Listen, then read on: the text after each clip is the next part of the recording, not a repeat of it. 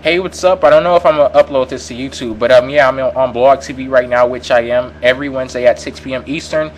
People in here are gonna, basically they're asking me questions and everything, and I have to answer the questions. So yeah, you guys can go ahead and ask the questions. Knockout versus Diva, who's better? Hold on. See, I have a real question right now. They're asking me crazy stuff. I have a real question. Knockouts versus Divas, who's the better knockout and who's the better Diva?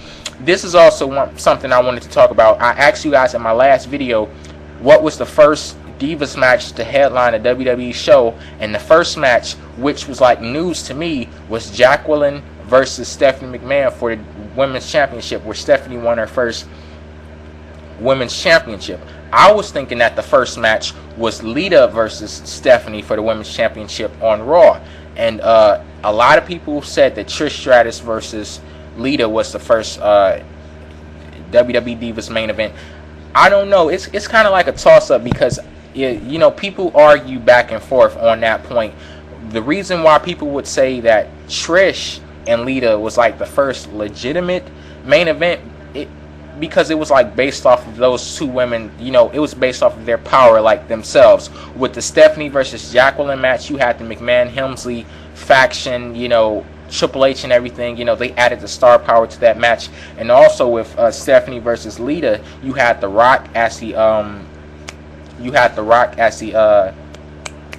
as a special guest referee, and you also had Kurt Angle and Triple H down at the ring. But yeah, it was Trish and Lita. It was just those two girls. But yeah, I wanted to talk a little bit about the Divas division.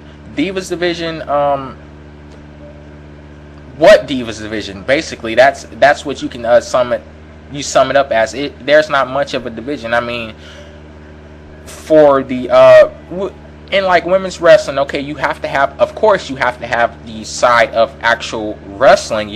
Women's wrestling, they have to know how to wrestle, and you also have to have the beauty and everything, to accompany that. But when things don't mix up, like when you're not including the sexiness and everything, like the bra and panties matches, and on top of that your women can't wrestle also, that's like a big problem. But yeah, I don't fault WWE too much for the Divas division, because you have to realize the two biggest stars probably, arguably of all time in the WWE Divas division, you had Trish Stratus and Lita. They both retired around, like, I know Trish retired before Lita did, but they left, and those are like your two biggest stars, your two biggest mainstream women's wrestlers, and for them to leave, that's a significant blow to your company, so yeah, WWE, they don't even take the women's division seriously right now. They don't even they book it like they don't take it seriously. You could see a couple of changes. Like I saw, when Gail Kim came to WWE, when she debuted on SmackDown, I saw changes within how they booked the matches and everything. They had them go a little bit hardcore. It wasn't on a TNA Knockouts level, but you saw a little bit of a change with the matches and everything. And yeah, and people in a room, I still see you guys, so make sure you still remember your questions and everything. But yeah, like I said, WWE, they don't take the women's division seriously. I'm not for just clearing out everybody in the women's division. Like, I had somebody ask a question: if you were in charge of the women's division, what would you do? They say, oh, release almost everybody, only keep a couple of people. One person that they said release was Eve. One thing I would say about Eve, she shows potential. She may not be the best wrestler right now, but she shows a lot of potential, and she actually has raw talent. Raw talent is not something that you can manufacture. That's not something that you can give somebody. They're either born with it or they're not. Eve was born with raw athletic talent, something that somebody like Maurice wasn't born with, and no matter how hard they try, Maurice will not be a wrestler. Hell, somebody probably like Kelly too, she's athletic, but she doesn't have the raw talent that's needed to be a wrestler. Eve, she kind of reminds me of Trish Stratus. If you go back into the beginning of Trish Stratus's career, and you had somebody in charge of the Divas division, and they had, you asked them the question, who would they release? Probably one of those people on the list would be Trish Stratus, and and all of the stuff that Trish Stratus has accomplished in her career, that would be gone because people didn't give her a chance to grow, give her a chance to mature as a wrestler. Eve, I think she has potential to mature as a wrestler, and I'm going to defend Trish Stratus for a bit right now. People say she's overrated, say Trish Stratus is this, say Trish Stratus is that. Trish Stratus is probably like the Hulk Hogan of the WWE Women's Division. She didn't make the Women's Division. She wasn't the best wrestler in the Women's Division, but she revolutionized it. She brought the wrestling ability. Like I said, she wasn't the best, but she still brought the wrestling ability, and she also brought the sexiness. Like I said, those are two characteristics that women's wrestlers need, you know. And yeah, Trish, Lita, she's probably underrated. She deserves a lot more credit than she gets, and also, but hell, she even gets more credit than Victoria gets.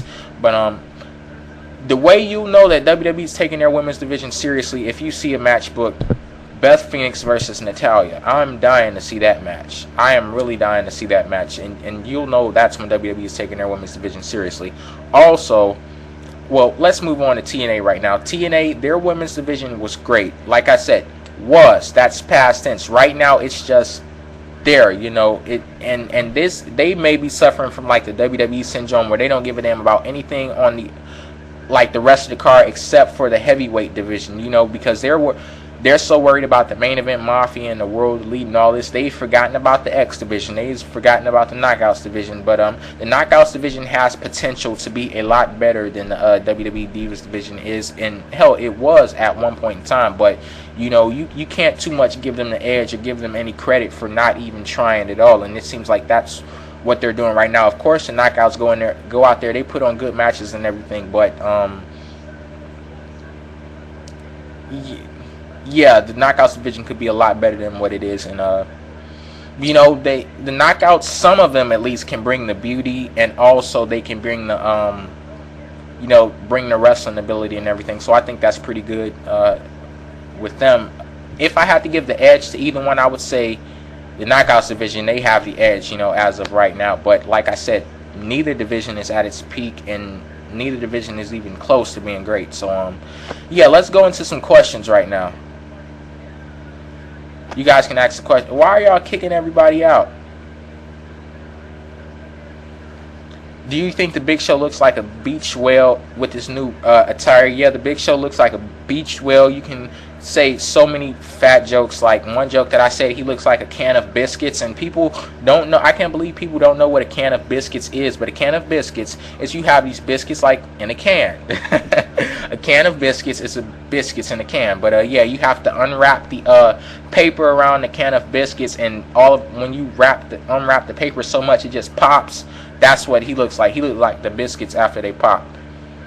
What did I think of ECW last night? Abraham Washington show. It was okay. It wasn't as bad as it was last week, but yeah, it wasn't ECW. It wasn't all that. You know, it wasn't that much. Do you agree that The Rock wouldn't have become such a big star if he wasn't mega pushed in Austin's absence in 2000? That's tough, because you see what The Rock has, and you see like the ability of mic skills and how he connected with the people. Like, he would still have that regardless of whether if Austin wasn't absent in 2000 or not. So come on, if you want to ask me some questions that don't have to deal with wrestling, you can ask me those also. And if you don't know by now, I'm on BlogTV right now, and yeah, I'm on here every Wednesday at 6 p.m. They're asking, did I see the Kane and Trish sex tape? No. Can I wear a top hat in one of my videos? If you send me a top hat, I'll wear it. How do you feel about peanut butter and butt whip? Give you a shout out. Faux Ciao for show. For show. Okay. I don't know what butt whip is, and I don't know. You see how crazy these people are on BlogTV? You need to come in and join this, you know. They're crazy. Do I drink brown water? No. What's my favorite movie? The Color Purple, Big Daddy with Adam Sandler. And have I seen a China sex tape? No, I have not. Have I heard the bird is the word? Yeah, I guess I've heard that. Shout out Wizzo2K7. Do I think Crime Time should have attended school? They probably did attend school, but they just dropped out afterwards. So yeah, I'm gonna end this video right here. I wanna do another one. Hold on.